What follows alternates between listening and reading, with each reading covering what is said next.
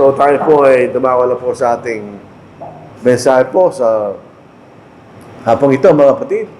May kaugnay po sa ating inahit po ngayon, mga kapatid. Dahil ang ating pag-aaralan, bagamat ito po ay isang bagay na karamihan po sa atin, nalalaman natin. Pero maganda rin po na ating ulit-ulitin para lalo pang luminaw sa ating kaisipan. Dahil marami tayong nakakausap na mga tao, kaibigan, kamag-anak, na hindi kabilang sa iglesia ang itinatag ng Panginoon. At marami naniniwala sila na walang isang iglesia na ililigtas ang Panginoon. Naniniwala sila.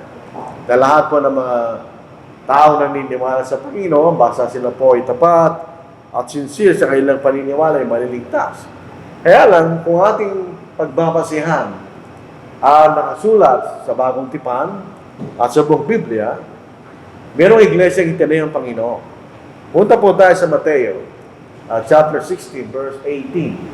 13 hanggang verse 18. Ano po? Dito po sa pagkakataon na ito, ang ating Panginoon, pati ang kanyang mga alagad, ay nasa lugar na tinatawag na Caesarea Philippi. Dito po sa lugar na ito. Nandito sila. Dahil sila ay palibot-libot sa lupain ng Israel, ang ating Panginoon dito sa taga-Galilee, sa po sa siyudad ng Nazareth, dito sila.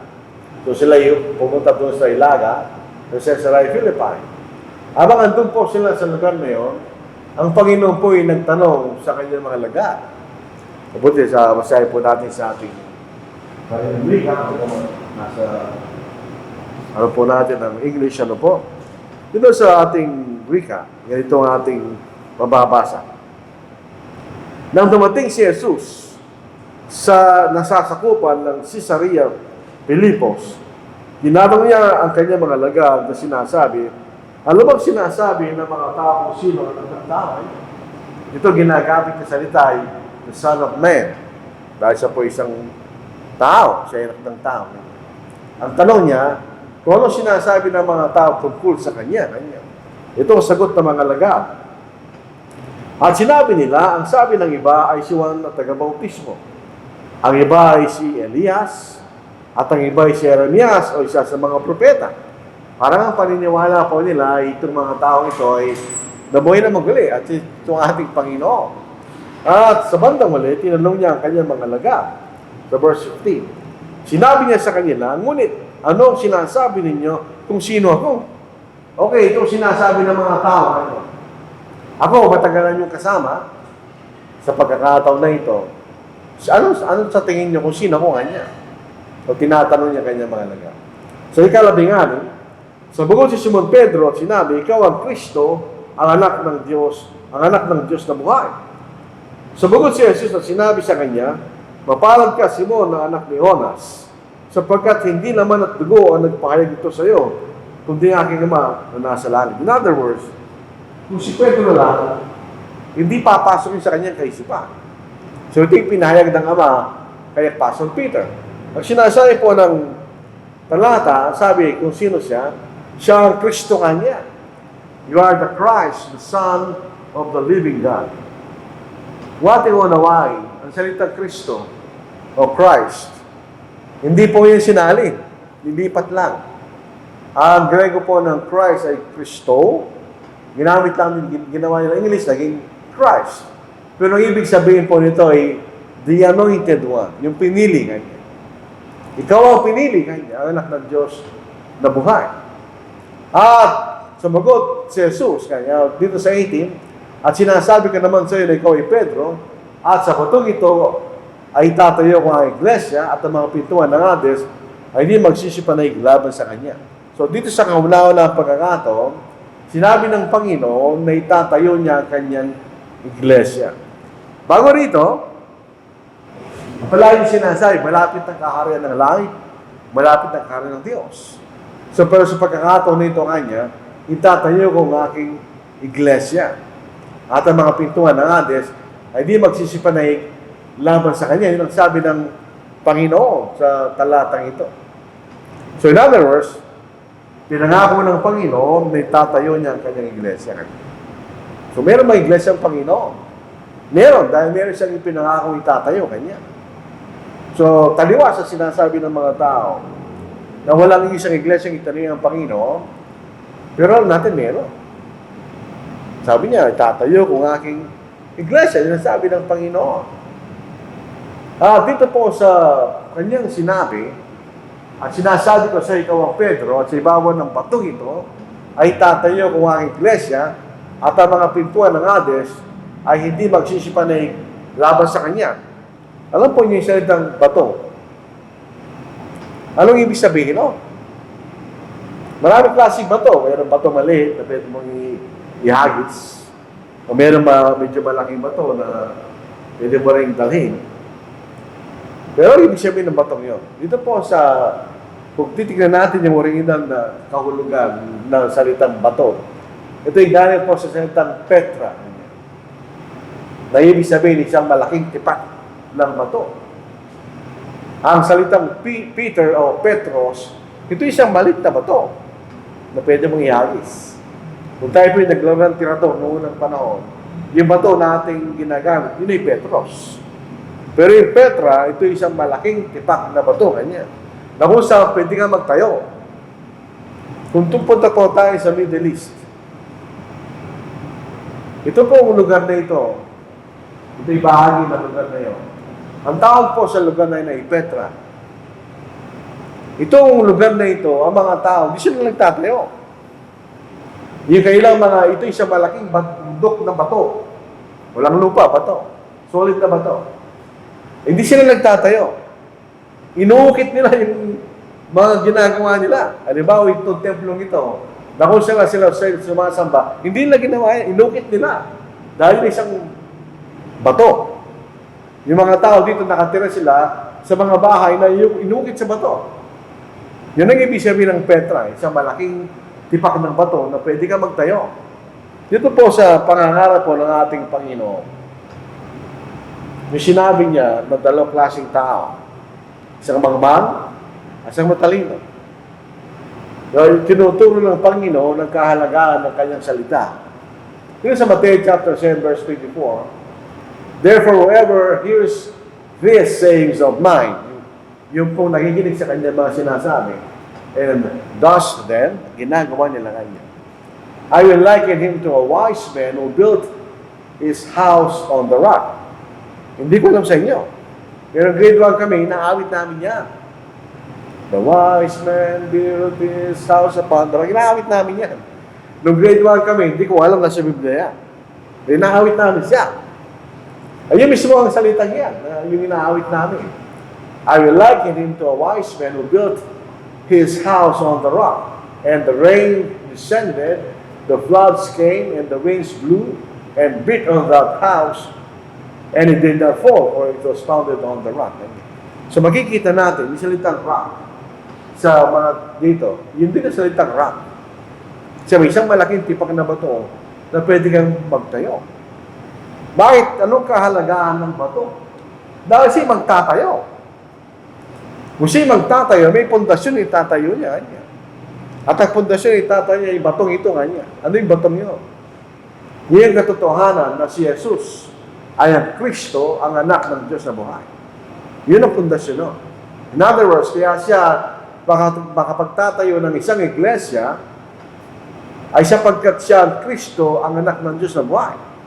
Kaya siya makapagtatatag ng iglesia na binubuo ng mga taong kanyang ililigtas dahil siya yung tagapagligtas.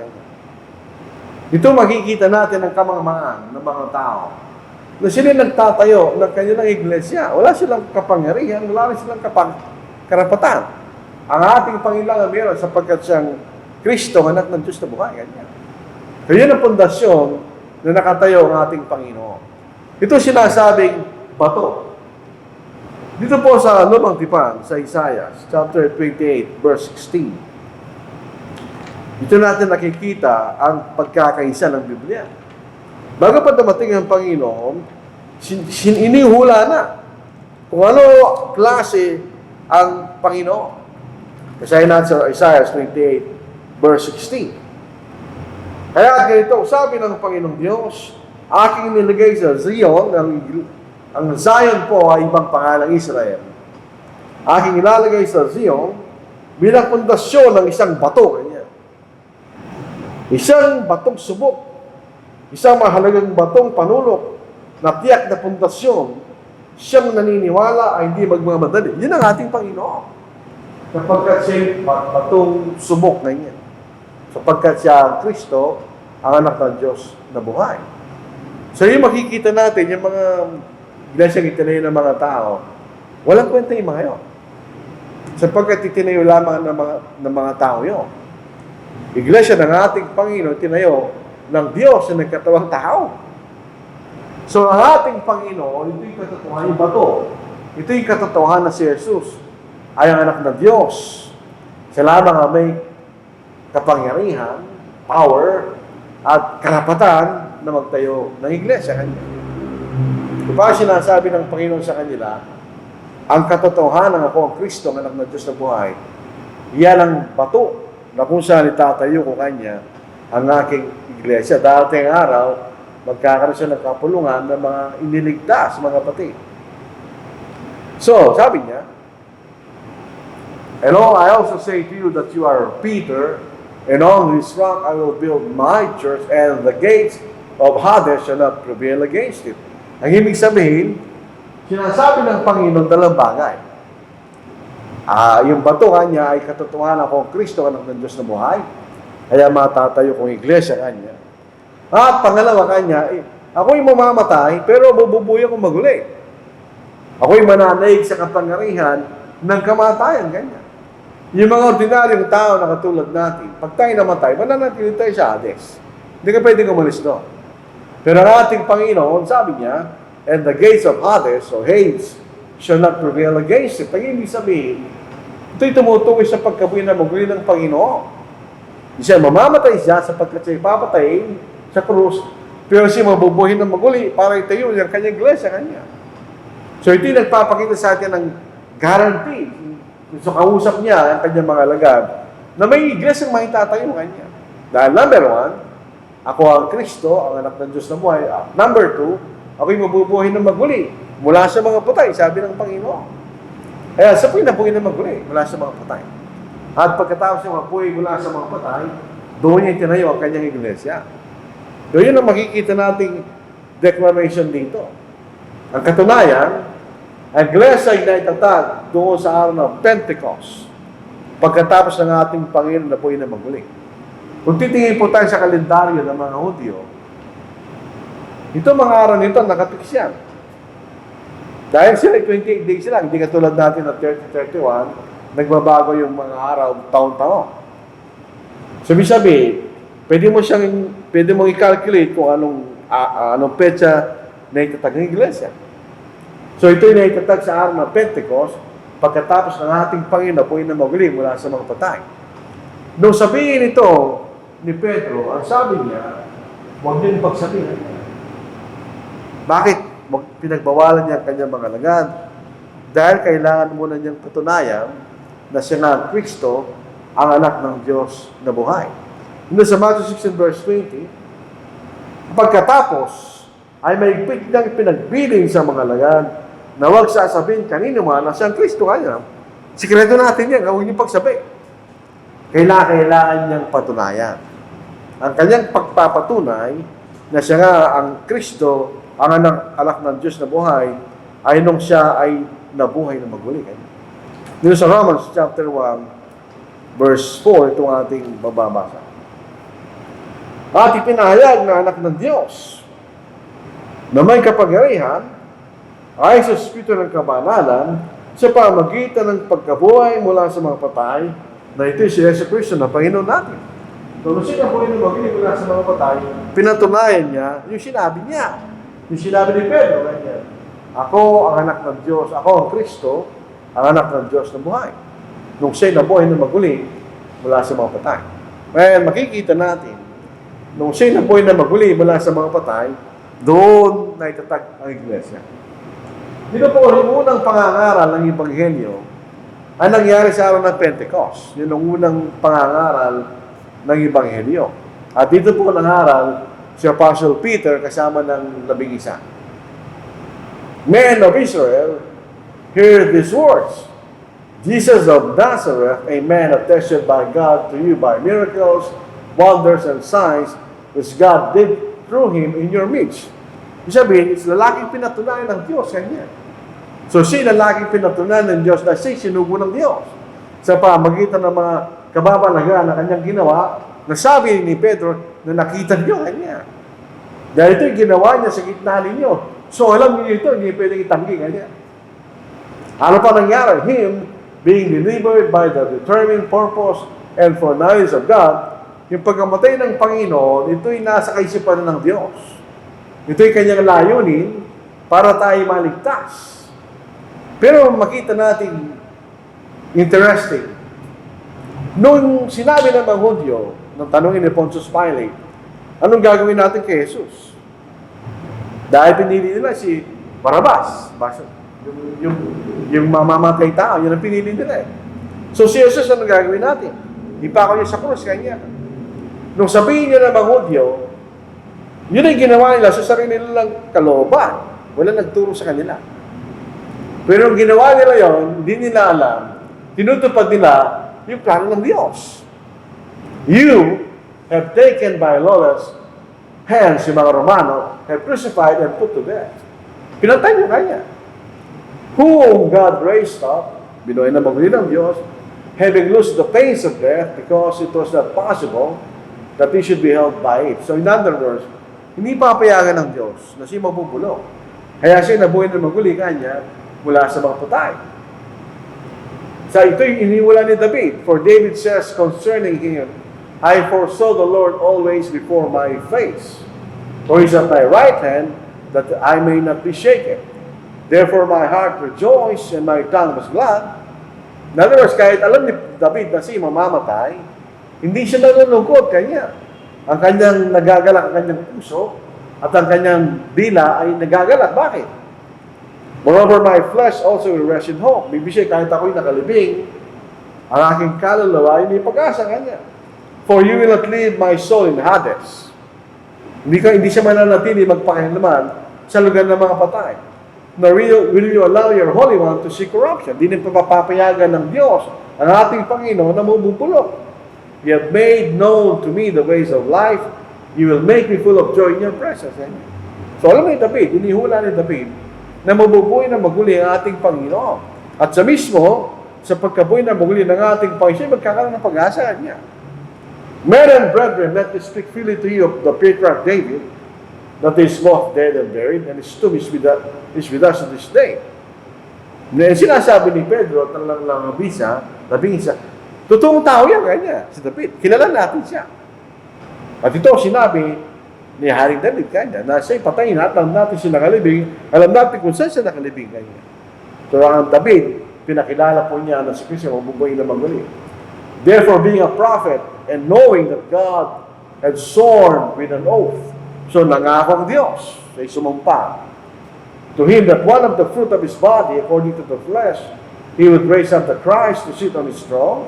So si Kristo magiging hari, tulad David. He foreseeing this spoke concerning the resurrection of the Christ, that his soul was left in Hades, nor did his flesh see corruption. This Jesus God that's raised up, of which we're all witnesses. Ito'y totoo, ay sinakita namin ganyan. Yung mga Hudyo, mahalaga sa kanila, yung saksi. Therefore, being exalted to the right hand of God, ibig sabihin, taglay niyang kapangyarihan ng Diyos. And having received from the Father and the promise of the Holy Spirit, he poured out this which you now see and hear.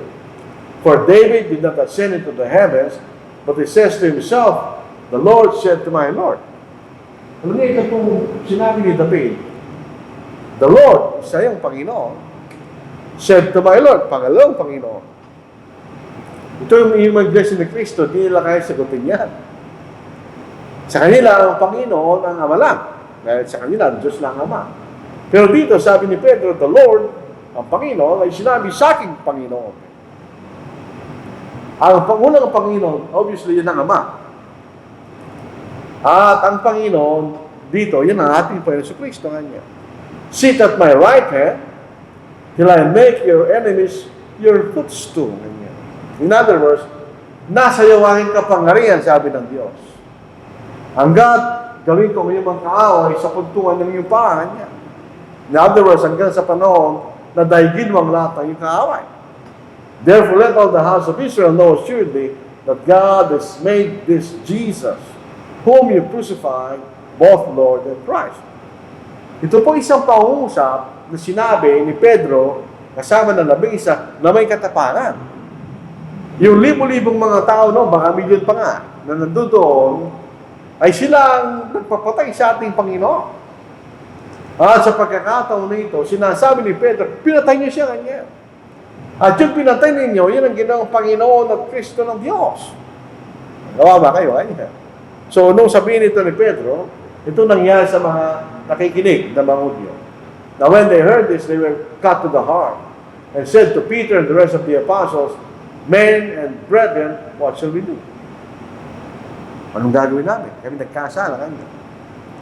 Then Peter said to them, "Repent and let every one of you be baptized in the name of Jesus Christ for the remission of sins, and you shall receive the gift of the Holy Spirit. For the promises to you, your children, to all who are afar off, as many as the Lord our God will call." And with many other words he testified and exhorted them, saying, "Be saved from this perverse generation." Ligtas niyo ang sarili niyo sa likong lahing ito. Hindi lamang yung lahing niyo ng liko, pati lahing natin. Then those who gladly received his word were baptized. And that day, about 3,000 souls were added to them, praising God and having favor with all the people. And the Lord added to the church daily those who were being saved. So dito po sa pagkakataon na ito, sa Acts chapter 2, doon natin mababasa sa kauna-unang pagkakataon ng iglesia. Yung lahat ng sumunod sa Ebanghelyo, at sila nagpabautismo, sila dinagdag ng Panginoon sa kanyang iglesia. Hindi tayo ang nagdadagdag sa ating sarili, kundi ang Panginoon na nagdagdag sa mga taong tunay na sumunod sa Ebanghelyo sa kanyang iglesia. Nang sabihin ng Panginoon, "I will build my church," hindi ko siya tinatag niya. Ang tinatag niya ay kapulungan ng mga tao. Mga kapulungan ng mga tao tinawag sa pamamagitan ng Ebanghelyo. Doon sa pangalang Tesalonica, 2 kabanata, 14 na talata, ang paraan ng pagtawag ng Diyos ay sa pamamagitan ng Ebanghelyo. Hindi naman tayo sa kausapin diretso ng Diyos. Ito po sabi ni Pablo na isulat sa pangalang Tesalonica.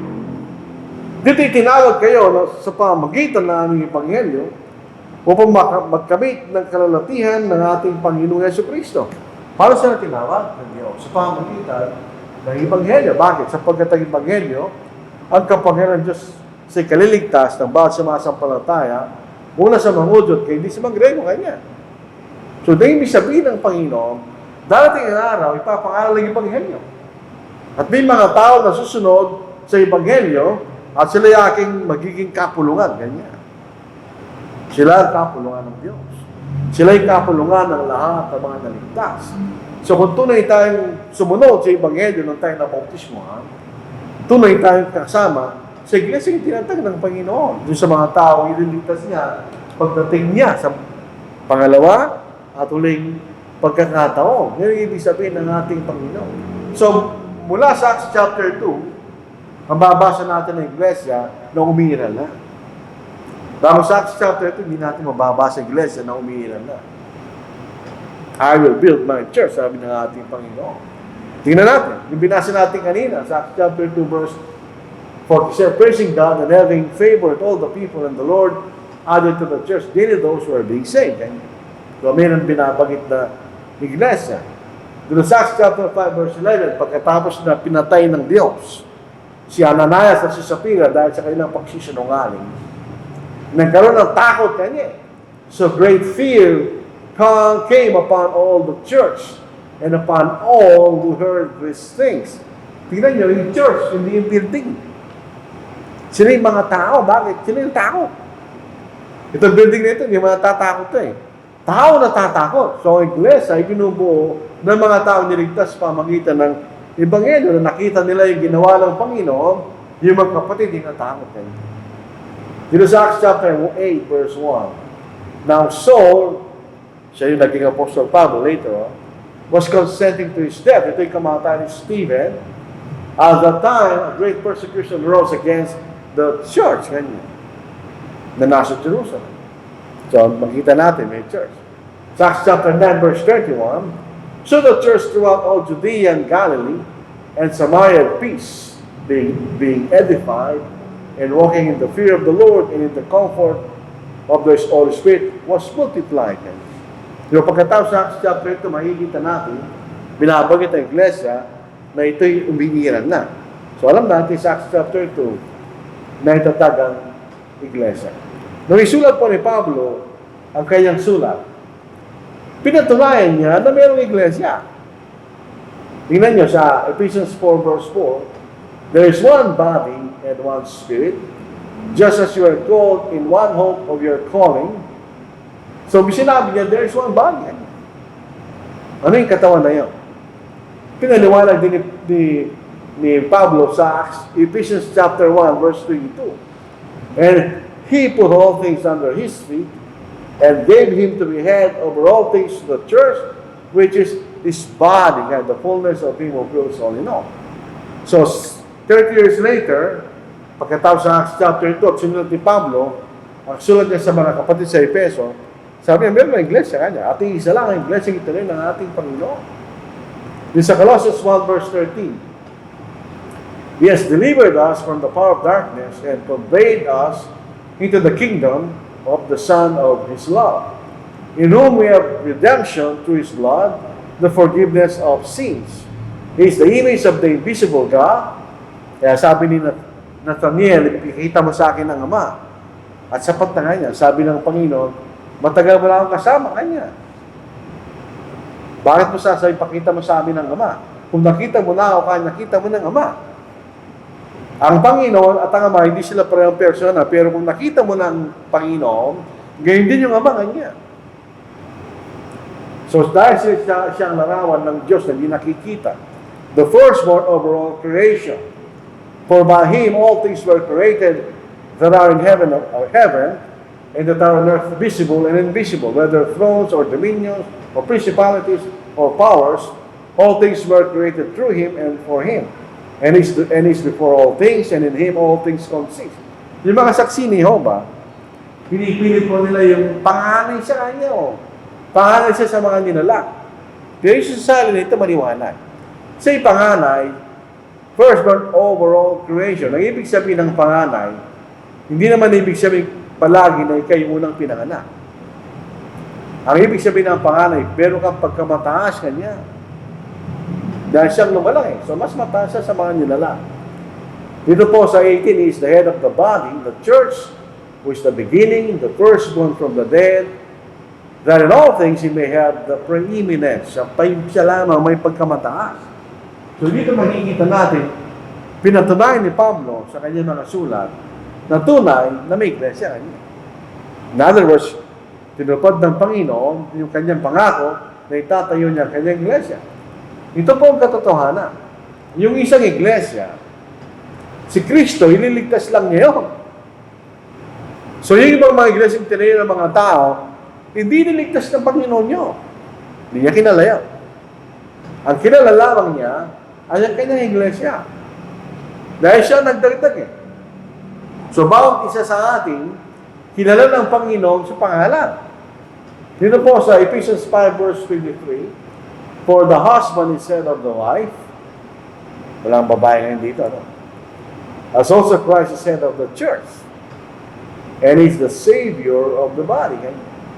Siyang tagapagligtas ng katawan. Alam po natin kung ano yung katawan na yun. Ang katawan na yun ay ang kanyang iglesia. So, hindi niligtas ng Panginoon yung mga tao wala sa kanyang iglesia. Hindi niligtas yung mga tao, hindi dinagdag sa iglesia niya. So kung wala po tayo sa iglesia ng Panginoon, hindi tayo maliligtas. Tingnan po na sa Mateo, chapter 7, verse 22. Many will say to me in that day, judgment day, Lord, Lord, have we not prophesied in your name, cast out demons in your name, and done many wonders in your name? Habang sinasabi ito, tinatanong ito ng mga taong ito, hindi naman sila nagkukonvert, ginawa talaga nila yun. Then I will declare to them, I never knew you, depart from me, you practice lawlessness. So kung wala ka sa iglesia ng Panginoon, hindi ka na kilala. Sabi niya, hindi ko kayo kilala kanya. Sino kayo? Hindi man kayo sumunod sa aking kahutusan kanya. Nga naman katapat, ginawa nila na sila nagpropesiya sa pangalan ng Panginoon, nagpalayas ng mga demonyo sa pangalan ng Panginoon, o gawa ng mga gawang makapal sa pangalan ng Panginoon, hindi sila kilala ng Panginoon. Hindi yun ang pinag-uutos sa sabi ng Panginoon. So, ibig sabihin, kung wala tayo sa iglesia ng Panginoon, hindi yan tayo kilala at hindi tayo liligtas. Dito po sa pagkakilala ng iglesia ng ating Panginoon, meron siyang pangalan. Ang pangalan niya, Church of Christ. Sabi ng isang tao na nangangaral, wala namang Church of Christ sa Biblia niya. Sabi niya, Churches of Christ meron. Church of Christ, wala. Hindi ko nakikinig yung tao, nakakaintindi siya eh. Doon sa Matthew 16 verse 18, I will build my church, kanya. Yun ang iglesia ng Panginoon. Ganun yung iglesia yun, sa ating Panginoon. Na church belonging to Christ. Binili niya yun eh. Doon sa Romans 16 verse 16, the churches of Christ greet you, kanya. Paano kung nag-iisa? Churches, marami congregation nyo. Paano kung nag-iisa yun ng tao no? The Church of Christ. Tinatawag din pong Church of God. Dahil na nagtayo ng iglesia ito, ay Diyos, hindi tao. Doon po sa Acts chapter 20 verse 28. Kumisan, ang salitang Diyos ay hindi palagi tumutukoy sa Ama. Hindi automatic yun. Depende sa context. Itong salin na ito, hindi ito gagamitin ng mga tao hindi naniniwala na si Kristo ay Diyos. Basahin niyo, ang salin na ito, napakaganda. Ingatan ninyo ang inyong sarili at ang buong kawan na sa kanya inilagay kayo ng Espiritu Santo ng mga tagapangasiwa upang pangalagaan niyo ang iglesia ng Diyos na binili niya ng kanyang sariling dugo. Tanong, sino ba'y namatay? Hindi naman lang naman namatay. So, kaninong dugo yun? Ating Panginoon. So, ang tawag sa kanya, Diyos. Nung sumulat si Pablo sa mga Korinto, sabi niya, sa iglesia ng Diyos na kay Kristo Jesus. Dahil ang nagtayo at nagplano ay Diyos. Ang Ama nagplano, si Kristo nagtayo. Sino ito nagtatag? Si Kristo. I will build my church. Hindi tao yun. Paano pagsamba? Alam na po natin yan. Katulad ng ginawa, may pangangaral, may panangalangin, may pag-aalaala sa kamatayan ng Panginoon, mayroong pagkabuluyan o pag-aabagan, at mayroong pag-aawitan. Ginagawa natin yan. Yun lang mga pagsamba ng tunay na iglesia. Ano ang itinuturong aral? Aral ni Kristo. Wala po tayong doktrina. In other words, walang doktrina ng Church of Christ. Kasi pag sinabi natin Church of Christ doctrine, tayo gawa kasi tayo iglesia eh. Pero wala tayong doktrina. Ang tinuturo natin ay ang aral ng Panginoon. Wala na tayong ibang pwedeng ituro maliban ang aral ng ating Panginoon. So, hindi tayo gumagawa ng aral. Itinuturo naman natin yung aral ng Panginoon. So, 2 John 9, ito po ang ating mababasa. Ito po yung mga maikling mga sulat. So, 2 John, isang kabanata lang ito. Ang sino mang lumalampas at hindi nananatili sa ni Kristo ay hindi kinaroon ng Diyos. Ang nananatili sa aral ay kinaroon ng Ama at hindi ng Anak. So, hindi wala tayong aral. Ito yung aral ng ating Panginoon. Nung sugo ng Panginoon ng kanyang mga apostol, na ituro niyo sa kanila na kailang ganapin ang lahat ng mga bagay na pawang pinagpuso sa inyo. Sa Matthew chapter 28 verse 20. Yung mga apostol, lalari silang sariling aral. Itinuro lamang nila, itinuro ng ating Panginoon. May anong kaligtasan? Sa mga Baptist, salvation by faith only. Ganyan. Sa mga Katoliko, sumunod ka sa Ten Commandments, kanila. Sa mga Sabatista, sumunod ka sa 10 utos, kasama Sabat, kanila. Yung iba, sumampalataya, ligtas ka na. Hindi ito tinuturo ng banal na salita. Sa mga 16:16, ito mismo ang nagsabi ng Panginoon, ang sumasampalataya at mabautismo ng imaniligtas. Tatapot ang hindi sumasampalataya ay parurusahan. So, may yun ang makikita ang paraan ng kaligtasan. Yung binasa natin kami sa 2 verse 38, magsisi kayo at ang bawat sa inyo magpabautis sa pangalan sa Kristo sa kipagpapatawad ng inyong mga kasalanan. At tatanggapin niyo ang Espiritu Santo kanya. Yun ang paraan ng kaligtasan, tinuturo ng tuyong iglesia. Paano yung organisasyon? Wala tayong sentral. Tayo congregational.